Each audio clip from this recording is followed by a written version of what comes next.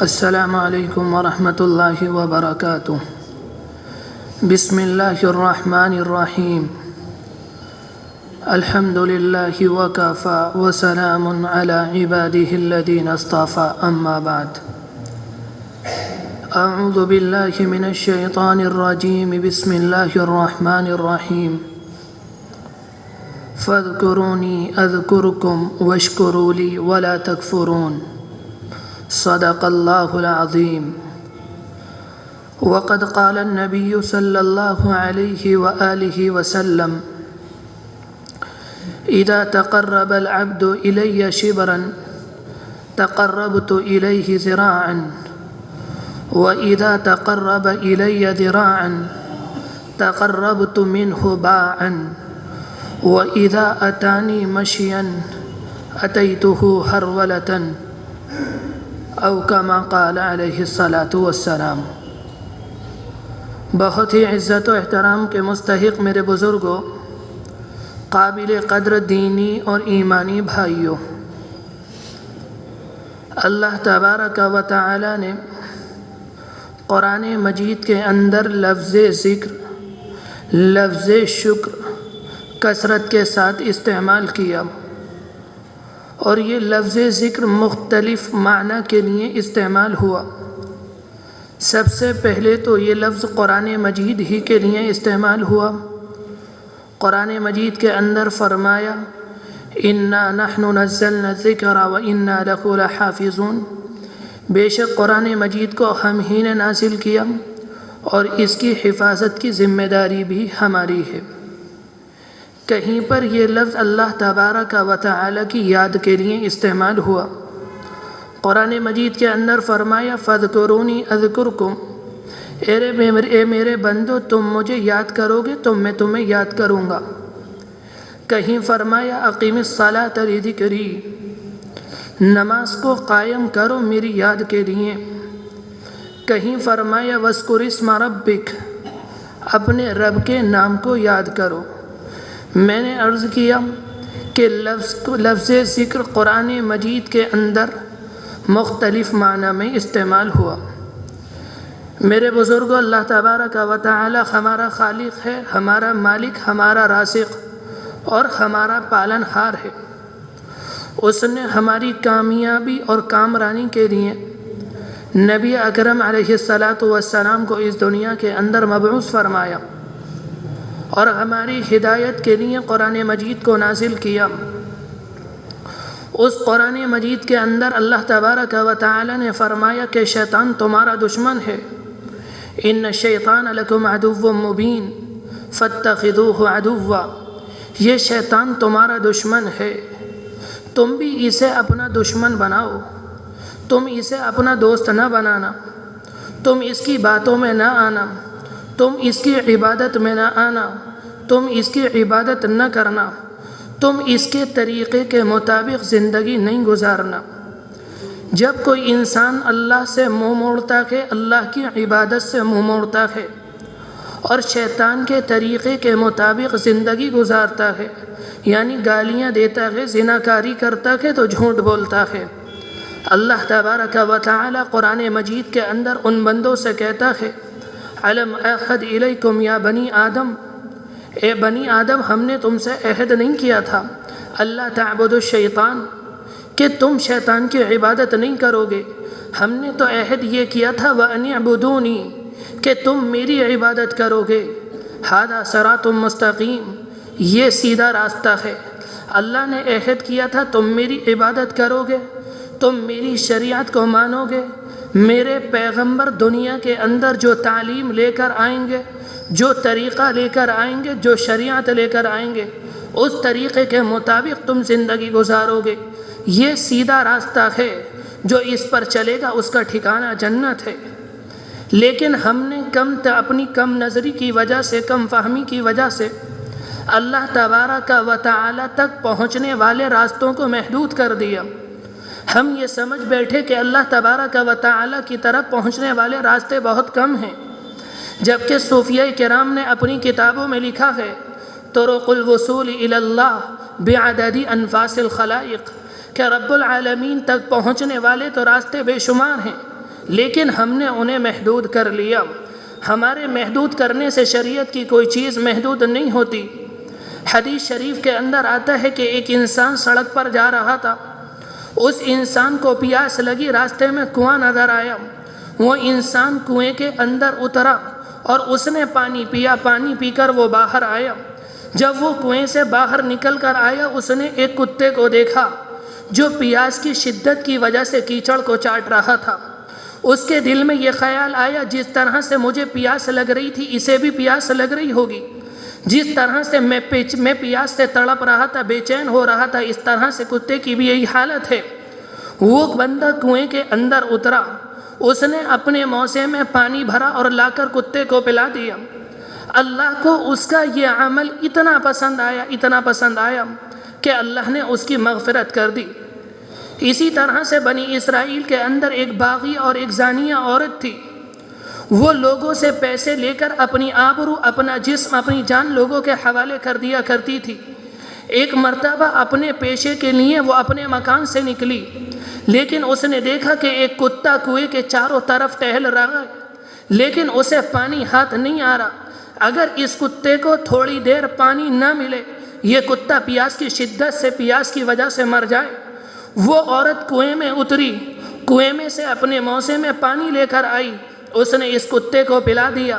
اللہ کو اس زانیہ عورت کا یہ عمل اتنا پسند آیا کہ اللہ نے اس کی بھی مغفرت کر دی۔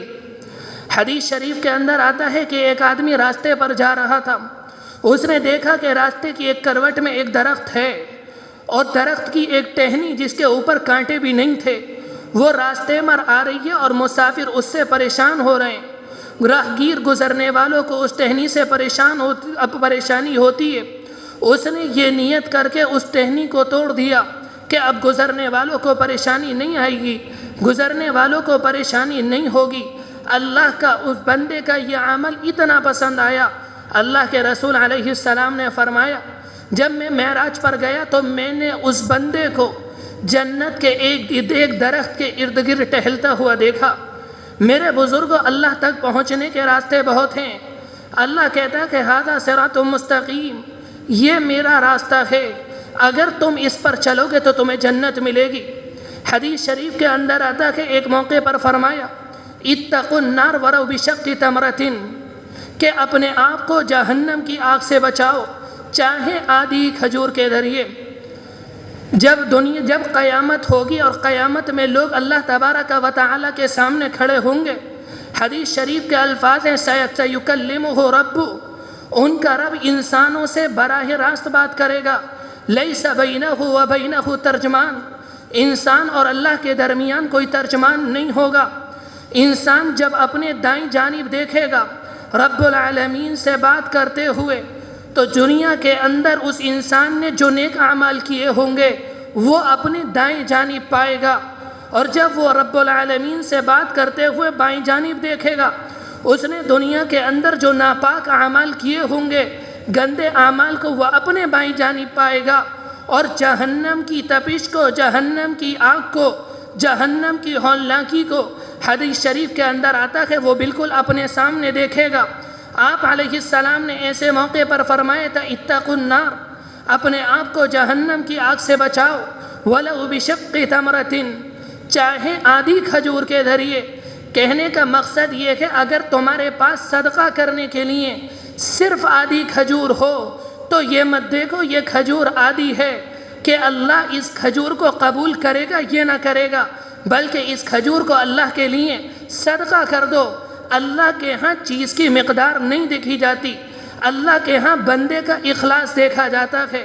اللہ کے ہاں مقدار کی کوئی حیثیت نہیں، اللہ کے ہاں اگر کسی چیز کا مقام اور کسی چیز کی حیثیت ہے وہ بندے کی اخلاص کی ہے۔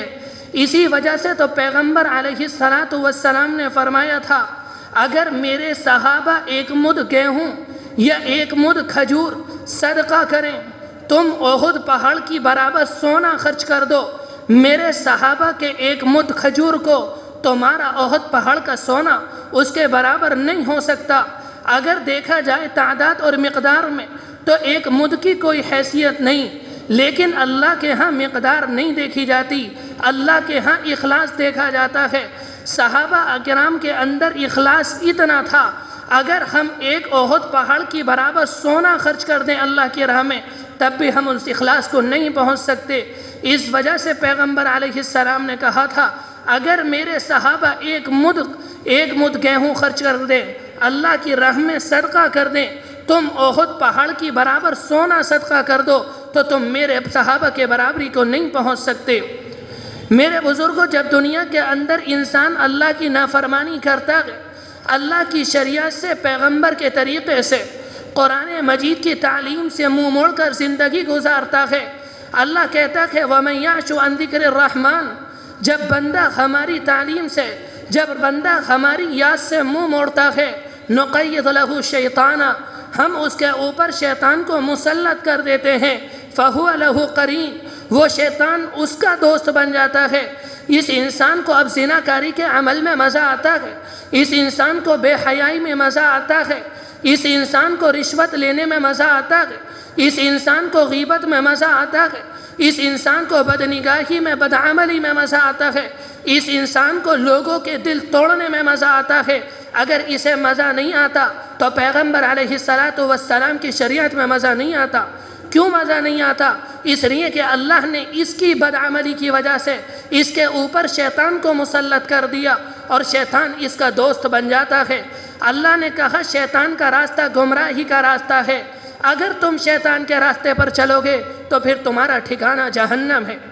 اگر اس دنیا کے اندر کوئی انسان شیطان کے مکر سے بچنا چاہتا ہے، شیطان کے دجل سے بچنا چاہتا ہے، شیطان کے دھوکے سے بچنا چاہتا ہے، اللہ کہتا ہے ایک طریقہ ہے، وہ طریقہ صرف میری یاد ہے، اگر تم مجھے یاد کرو گے میں تمہیں شیطان سے بچا لوں گا۔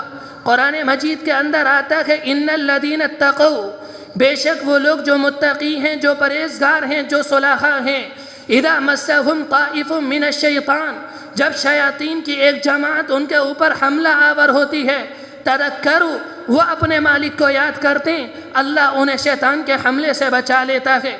میرے بزرگوں، جب انسان کے اوپر شیطان حملہ کرتا ہے اور خدا نخواستہ انسان کے اوپر شیطان غالب آ جاتا ہے، انسان کو اپنے قبضے میں کر لیتا ہے، سب سے پہلے انسان کے دل سے اللہ کی یاد کو نکال دیتا ہے۔ قرآن مجید کا جملہ ہے استحوذ علیہم الشیطان، جب شیطان ان کے اوپر مسلط ہوتا ہے، جب شیطان ان کے اوپر قبضہ کر لیتا ہے، فانساہم ذکر اللہ، ان کے دلوں سے اللہ کی یاد کو بھلا دیتا ہے۔ اس لیے کہ ایک دل کے اندر اللہ کی یاد اور شیطان جمع نہیں ہو سکتے۔ جس دل کے اندر اللہ کی یاد ہوگی، جس دل میں اللہ کی یاد ہوگی، اس دل میں شیطان نہیں آ سکتا۔ اور جب شیطان بندے کے اوپر قبضہ کرتا ہے تو سب سے پہلے وہ اللہ کی یاد کو بندے کے دل سے نکال دیتا ہے۔ جب وہ اللہ کی یاد کو بندے کے دل سے نکال دیتا ہے، دوسرا حملہ شیطان کا بندوں پر یہ ہوتا ہے کہ بندوں سے نماز چھڑوا دیتا ہے، بندوں سے روزہ چھڑوا دیتا ہے، بندوں سے زکوٰۃ چھڑوا دیتا ہے، کسی کو شراب کا عادی بنا دیتا ہے، کسی کو زنا کا عادی بنا دیتا ہے، کسی کو غیبت کا عادی بنا دیتا ہے۔ میرے بزرگوں، شیطان کے وسوسے میں آنے والا کبھی کامیاب نہیں ہو سکتا۔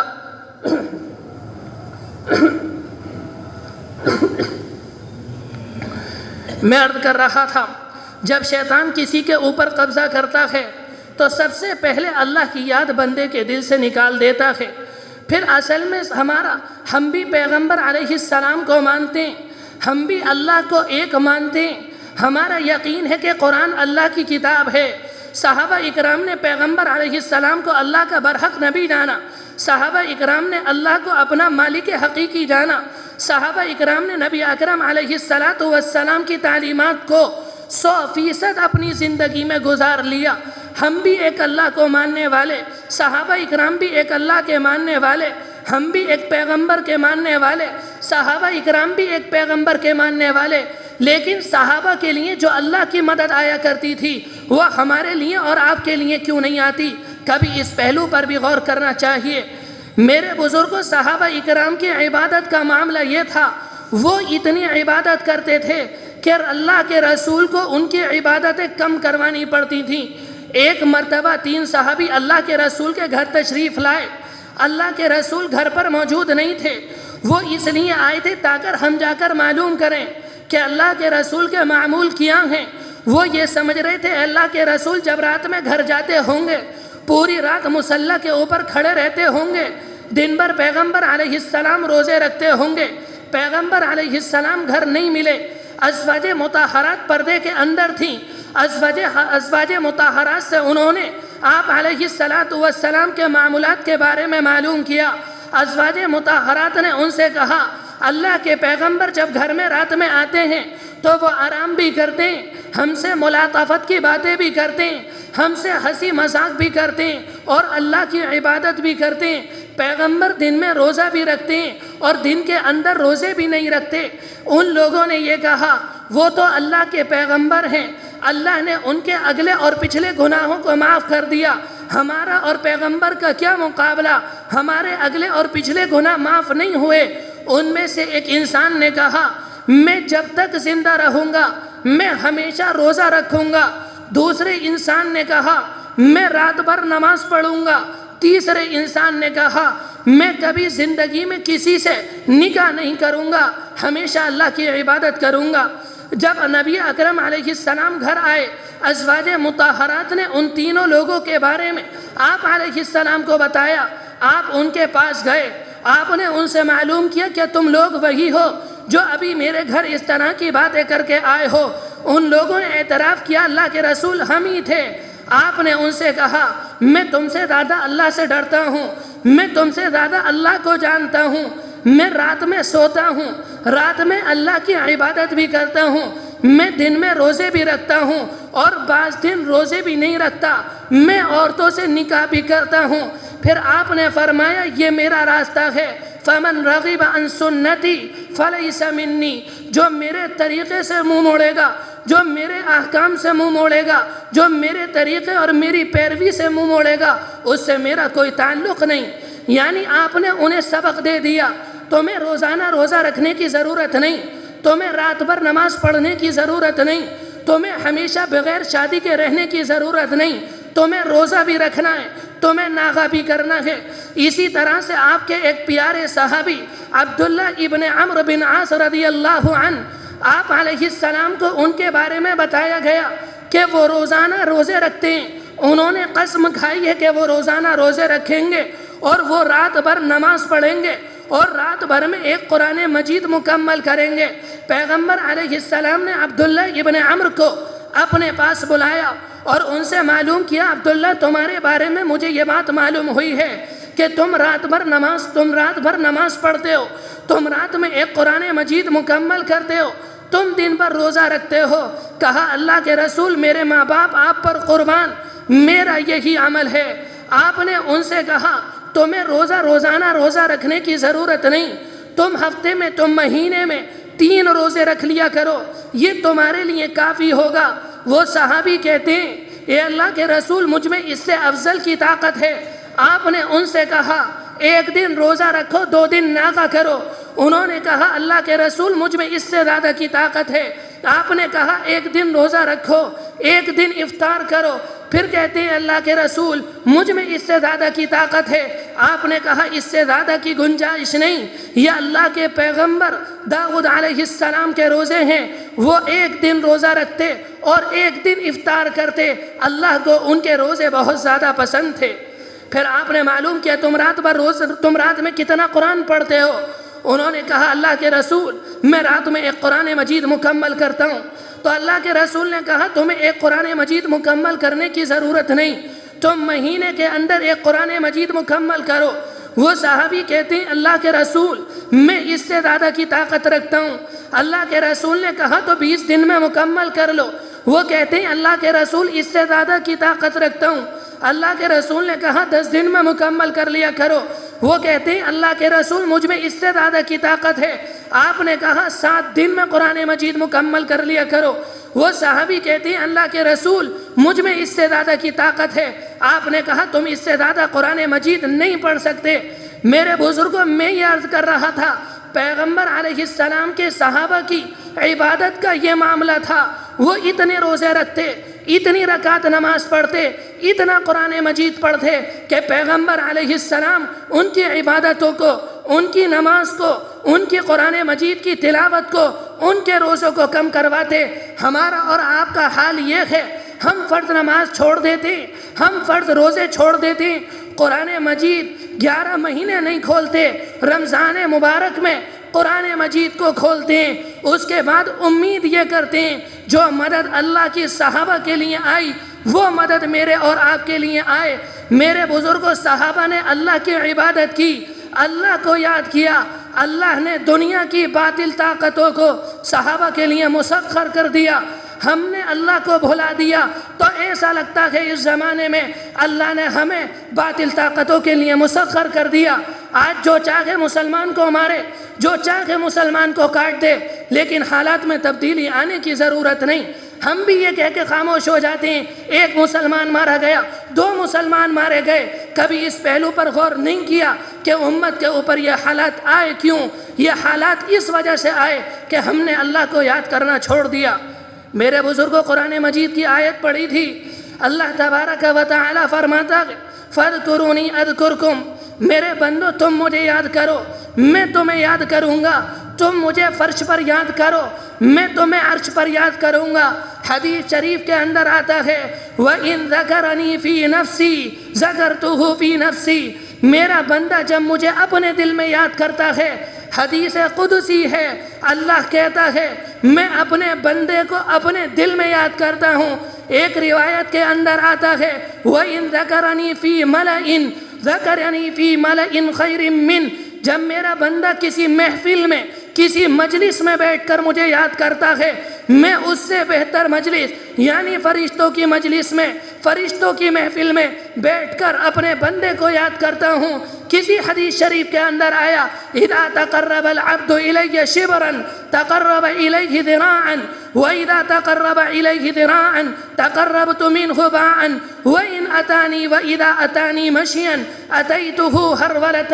اللہ فرماتا ہے جب میرا بندہ ایک بلشت میری طرف کو آتا ہے میں 2 بلشت اس کی طرف بڑھتا ہوں، جب میرا بندہ 2 بلشت میری طرف کو آتا ہے میں 1 گز اپنے بندے کی طرف بڑھتا ہوں، اور جب میرا بندہ چل کر میری طرف کو آتا ہے اتیتہ ہرولۃ، میری رحمت دوڑ کر میرے بندے کا استقبال کرتی ہے۔ قرآن مجید میں فرمایا فَاذْكُرُونِي أَذْكُرْكُمْ، اللہ کہتا ہے تم مجھے یاد کرو میں تمہیں یاد کروں گا۔ مفسرین نے اس کی تفسیر میں یہ بات بھی لکھی ہے اگر ہم اللہ کی اطاعت کریں گے، اگر ہم اللہ کی اطاعت کریں گے اللہ اپنی مخلوق کو ہماری اطاعت پر لگا دیں گے۔ ایک تابعی بیان کرتے ہیں یہ بات بالکل حقیقی ہے، جب ہم اللہ کی اطاعت کریں گے اللہ کی مخلوق ہماری اطاعت کرے گی۔ وہ کہتے ہیں جب بھی میں نے کبھی اللہ کی نافرمانی کی یا مجھ سے انجانے میں اللہ کی نافرمانی ہوئی، میں نے اس کا فوری اثر اپنی بیوی میں، اپنے بچوں میں، اپنے ماتحتوں میں، اپنے غلاموں میں، اپنے سواری کے جانور میں دیکھا کہ کبھی میں نے اللہ کی نافرمانی کی، میری بیوی میری نافرمان ہو گئی، میں نے اللہ کی نافرمانی کی، میرے بچے میرے نافرمان ہو گئے، میں نے اللہ کی نافرمانی کی، سواری میری نافرمان ہو گئی۔ اس زمانے میں اگر کسی کے بچے کسی کے نافرمان، کسی کی بیوی کسی کی نافرمان، کسی کے مزدور کسی کے نافرمان، اسے اپنی بیوی پر اپنے بچوں پر الزام لگانے کی ضرورت نہیں، وہ اپنے اوپر غور کر لے کہ میں اللہ کا کتنا نافرمان ہوں۔ اگر ہم اللہ کی نافرمانی کریں گے اللہ مخلوق کو ہماری نافرمانی پر لگا دے گا۔ اللہ کہتا ہے اگر تم میری اطاعت کرو گے تو میری مخلوق تمہاری اطاعت کرے گی۔ فَاذْكُرُونِي أَذْكُرْكُمْ کہ مفسرین نے تفسیر میں یہ بھی لکھا ہے جب بندہ خوشی میں اللہ کو یاد کرے گا، جب بندہ تنگی میں اللہ کو یاد کرے گا اللہ اس کے لیے خوشی لے کر آئے گا، اللہ اسے قید سے نکال دے گا۔ جس موقع پر یونس علیہ السلام کو مچھلی نے نگل لیا اور یونس علیہ السلام کو مچھلی سمندر کی تہ میں لے گئی، یونس علیہ السلام کو ایسا محسوس ہوا کہ سمندر کے اندر کوئی چیز ہے جو اللہ کی تسبیح بیان کر رہی ہے۔ یونس علیہ السلام نے اپنے دل میں اللہ سے کہا اے اللہ یہ کس چیز کی آواز ہے؟ اللہ نے کہا سمندر کی ککریاں، سمندر کی پتھریاں، سمندر کے پتھر میری تسبیح بیان کر رہے ہیں، یہ کوئی تعجب کی بات نہیں۔ قرآن مجید کی آیت ہے وَإِن مِّن شَيْءٍ إِلَّا يُسَبِّحُ بِحَمْدِهِ وَلَكِن لَّا تَفْقَهُونَ تَسْبِيحَهُم، کائنات کی ہر چیز اللہ کی تسبیح بیان کرتی ہے لیکن ہم ان کی تسبیح کو سمجھ نہیں پاتے۔ جب یونس علیہ السلام نے ان کی تسبیح کو سنا، یونس علیہ السلام اللہ کی جانب مائل ہوئے، انہوں نے دعا کی لا الہ الا انت سبحانک انی کنت من الظالمین۔ اللہ کو ان کی دعا پسند آئی، اللہ نے انہیں مچھلی کے قید سے نکالا، اللہ نے انہیں مچھلی سے آزاد کر دیا، پھر اللہ نے انہیں اپنا پیغمبر بنایا، اللہ نے انہیں بادشاہ بنایا۔ میرے بزرگوں، قرآن مجید کی آیت ہے، اللہ فرماتا ہے قرآن مجید میں وَلَوْلَا أَنَّهُ كَانَ مِنَ الْمُسَبِّحِينَ، اگر یونس ہمیں مچھلی کے پیٹ میں یاد نہ کرتے، اگر یونس مچھلی کے پیٹ میں ہماری تسبیح بیان نہ کرتے لَلَبِثَ فِي بَطْنِهِ إِلَى يَوْمِ يُبْعَثُونَ، قیامت تک انہیں مچھلی کے پیٹ میں رہنا پڑتا۔ اگر اس زمانے میں کوئی پریشان ہے، کوئی تنگی میں ہے، کوئی قید و بند کی صعوبتوں میں ہے، وہ اللہ کو یاد کرے، اللہ اس کی پریشانی کو دور کر دے گا، اللہ اس کے لیے آسانی کا معاملہ کرے گا۔ قرآن مجید کی آیت پڑھی تھی فَاذْكُرُونِي أَذْكُرْكُمْ، تم مجھے یاد کرو، اللہ کہتا کہ میں تمہیں یاد کروں گا، تم میری اطاعت کرو، میں اپنی مخلوق کو تمہاری اطاعت پر لگا دوں گا۔ اللہ کہتا ہے تم میرے ہو جاؤ۔ حدیث شریف میں آتا ہے من کان للہ کان اللہ لہ، جو اللہ کا ہو جاتا ہے اللہ اس کا ہو جاتا ہے۔ اللہ تبارک و تعالی مجھے اور آپ کو حقیقی معنی میں نماز کا پابند بنا دے، روزوں کا پابند بنا دے، ذکر کی حقیقت ہمارے دلوں میں بٹھا دے، آمین۔ وآخر دعوانا ان الحمد للہ رب العالمین۔